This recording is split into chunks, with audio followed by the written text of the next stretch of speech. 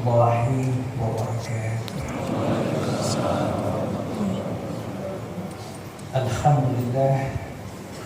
Alhamdulillahilladzi anzala sakinata fil qulubi. Asyhadu an la ilaha illallah wa asyhadu anna Muhammadar Rasulullah. Allahumma shalli ala Muhammad wa ala jemaah tarawih Masjid sudah berapa yang memuliakan Allah.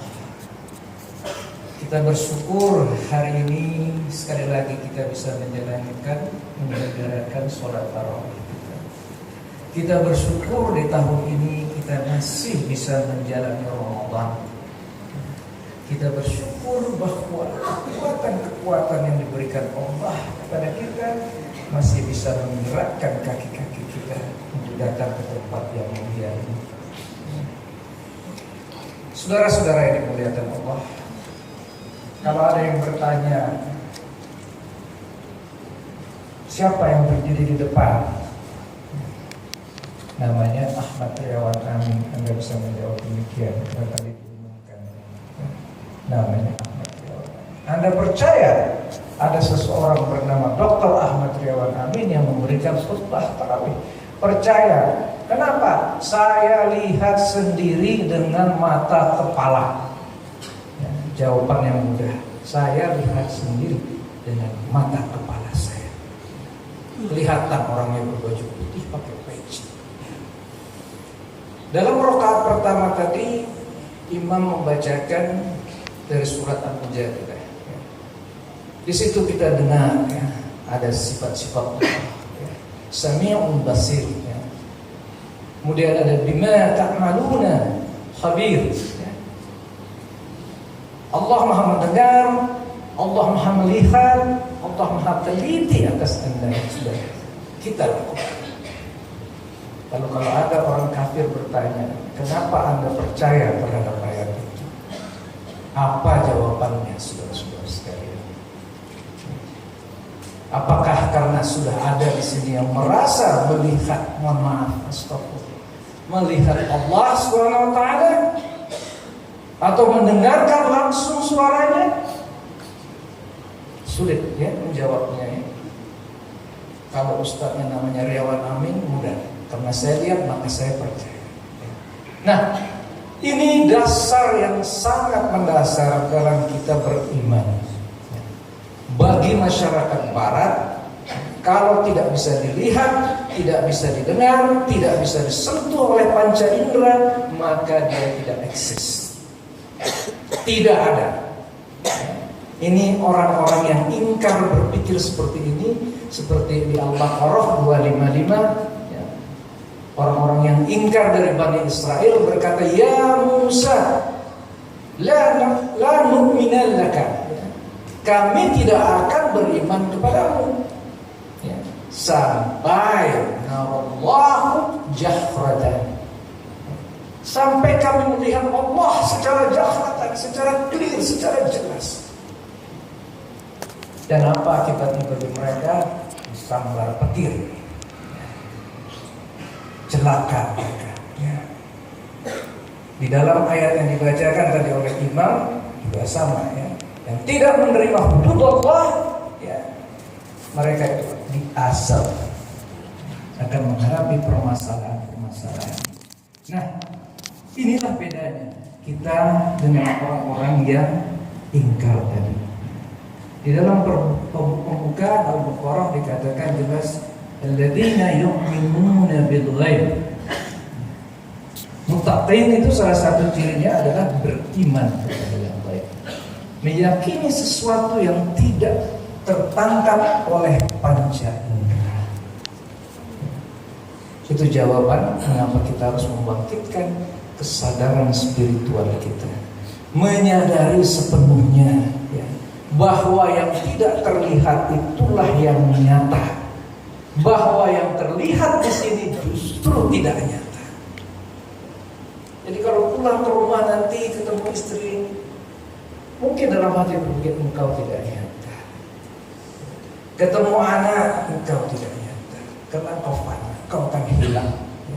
Di surat Al-Ankabut 2964, Wa ma hazihi al-hayatud dunya illa lahun wa la'ib. Dunia ini hanya permainan dan seni-gurau. Yang mana yang hidup yang benar? Inna darul akhirat. Kehidupan di akhirat itu kehidupan yang benar. Lalu kenapa umat Islam di Indonesia masih seperti sekarang? Saudara-saudara sekalian, ini yang harus kita tanyakan. Nanti pulang dari tarawih masih menyetir sembarangan enggak? Masih motong orang lain dengan seenaknya tidak?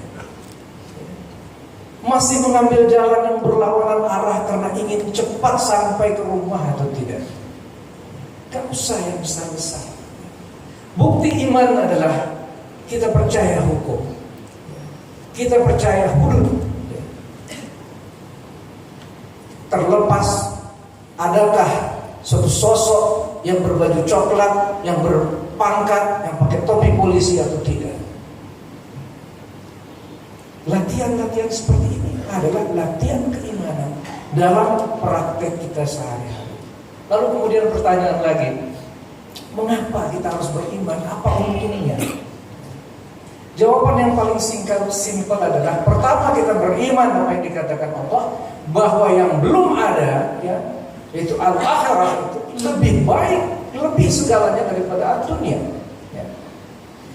Kedua, jawaban yang simpel saja dari bukti-bukti yang kita dapatkan. Ada rukun Islam yang merupakan praktek di dunia, ada rukun iman. Rukun iman ada 6, rukun Islam ada 5. Ambil contoh pada diri kalian sendiri. Ya. Kita percaya manusia adalah makhluk komposit, pertemuan antara unsur langit dengan unsur bumi. Ada tubuh dari tanah, ada ruh yang ditiupkan Allah. Ya. Diri jasadiah kita, jisim kita cuma satu, istilahnya tubuh. Yang tidak terlihat, yang non fisik, ya. Ada ruh, ada akal, ya. Macam-macam. Ya. Ada qalb, ya. Qalb sendiri dibagi fuad dan sebagainya, tidak akan kita bahas. Rukun iman mendahului rukun Islam. Dan rukun Islam melatih kita memperkuat rukun iman kita. Ini selalu berbalik, saling mensupport, tetapi iman terlebih dahulu. Saya mau kasih contoh, ya. Di dalam Al-Baqarah 293 Allah berfirman, kira-kira bi'sama, ya, sangat buruk. Ini pernyataan kepada orang kafir. Apa yang disuruh, ya, bihi iman, ya, apa yang diperintahkan oleh iman kalian itu sangat buruk. Ya. Jadi kalau kita tanya orang kafir punya iman enggak? Punya iman. Iman orang kafir lain dengan kita. Jadi orang kafir juga punya iman, tetapi kita punya iman yang berbeda. Dan prinsipnya kembali kepada Al-Baqarah, pembukaan Al-Baqarah, yu'minuna bil ghaib. Jadi kalau kita kembali ke kantor-kantor kita, ya, dan kita masih mau tidur-tiduran siang karena pimpinan kita ghaib sedang di tempat lain, ya. Kalau kita masih memotong jalan padahal itu lampu melanggar aturan karena polisinya ghaib, ya. Kita masih mau mengkhianati, mohon maaf, kepercayaan istri-istri kita karena istri kita ghaib, maka kita belum termasuk orang-orang yang yu'minuna bil ghaib. Karena bukan polisinya yang penting ghaib atau tidak, tetapi siapa yang menciptakan polisi tersebut. Bukan istri kita yang penting ghaib atau tidak, tapi siapa yang menciptakan istri kita. Siapa yang menciptakan pekerjaan kita, atasan kita, dan siapa yang memberikan rezeki. Bukan atasan kita, bukan istri kita, bukan polisi. Di dalam surat Al-Zariyat 51, 22 atau 23, wa fis samai rizqukum wa ma tu'adun. Rezeki kalian itu enggak ada di bumi. Rezeki kalian itu ada di langit, bukan di bumi. Ya, bukan yang kerja di pegadaian, rezekinya di pegadaian. Ya. Bukan yang kerja di Bappenas, rezekinya di Bappenas. Rezekinya fix sana. Apa maksudnya? Rezeki itu adalah dari Allah Subhanahu wa ta'ala. Baik. Contoh-contoh lain ya. Simple saja, nggak usah sampai ke akhirat, di dunia saja. Berapa persen porsi alam semesta ini yang ditempati oleh dunia, ya, yang kita tempati, yang kita yakini? Saya nggak tahu angkanya, ya. Saya nggak tahu angkanya. Tapi itu minus berapa dibandingkan luasnya alam semesta yang sebagian besar baik bagi kita. Ini baru pada level fisik, gak ada apa-apanya dunia ini. Yang kita ketahui itu sangat sedikit, saudara-saudara sekalian. Nah, dalam khutbah yang pendek ini saya ingin mengingatkan kembali, alladzina yu'minuna bil ghaib, hendaknya tidak dipelintir menjadi keyakinan kita, mohon maaf, kepada gaib-gaib comberan. Keyakinan kita kepada gaib-gaib dalam bentuk tulisan yang harus kita masukkan ke kantong-kantong kita, dalam bentuk ramalan-ramalan oleh orang-orang yang mengaku dirinya pintar. Karena kita umat Islam berhubungan langsung dengan yang maha gaib, bukan gaib-gaib pinggiran. Sesat jalan kita nanti. Lebih baik kita mencari aman, terlepas siapa yang memberikan hal tersebut. Jangan kalau semua yang berbahasa Arab kita katakan ini pasti dari Allah. Jangan kalau orang semua bersorban kita katakan ini dari Allah. Kita masing-masing bertanggung jawab kepada Khalik kita, saudara-saudara sekalian. Nah, bagaimana kita memperkuat kesadaran spiritual? Tentunya jawabannya sudah diberikan semua oleh agama kita. Jalankan saja rukun Islam dengan sebaik-baiknya. Tetapi jangan rukun Islam dalam pengertian ritual, tapi rukun Islam dalam pengertian ruh gaibnya. Baca dengan hati-hati, perdalam konsepnya. Sholat yang khusyuk, kalau nggak bisa khusyuk, latihan khusyuk. Maka kita akan pelan-pelan membangkitkan kesadaran spiritual kita. Maka bangsa ini akan menjadi baldatun thayyibatun wa rabbun ghafur. Sebelum saya akhiri ceramah singkat ini, saya mau mengutip ya. Ini dari orang luar semua ini ya, tapi menarik ya. Mungkin sebagian dari kita yang profesional sudah pernah mendengar Norman Vincent Peale, seorang motivator yang banyak sekali menulis tentang buku-buku motivasi. Dia mengatakan ya, manusia adalah roh, dan makanan daripada roh adalah iman. Seorang lagi namanya David Hawkins dari University of London. The world that we live is the world of effect, not the world of cause. Dunia yang kita tempati adalah dunia akibat, bukan dunia sebab. Dunia sebab tidak berada di sini. Kita orang Islam percaya bahwa prime mover, prima causa, sebab dari segala sebab adalah Allah Subhanahu wa ta'ala. Hanya Dia yang menjadi sebab dari segala apa yang terjadi di alam dunia ini. Ya, tadi Imam Vincent Peale, ya, manusia adalah roh. Di dalam surah Al-Hijr ya, kita sudah familiar juga. Di situ firman Allah, "Fa'idza sawaituhu", setelah kusempurnakan ia, yaitu adalah tubuh kita. "Wa nafakhtu fihi", maka kutiupkan ke dalamnya min ruhi, dari rohku. Nah, ruh yang ditiupkan inilah yang menjadi sebab dari ayat sesudahnya. Faqa'u lahu sajidin. Maka menyungkurlah mereka sujud. Ya, sujud kepada siapa? Kepada nenek moyang kita, Nabi Adam alaihissalam.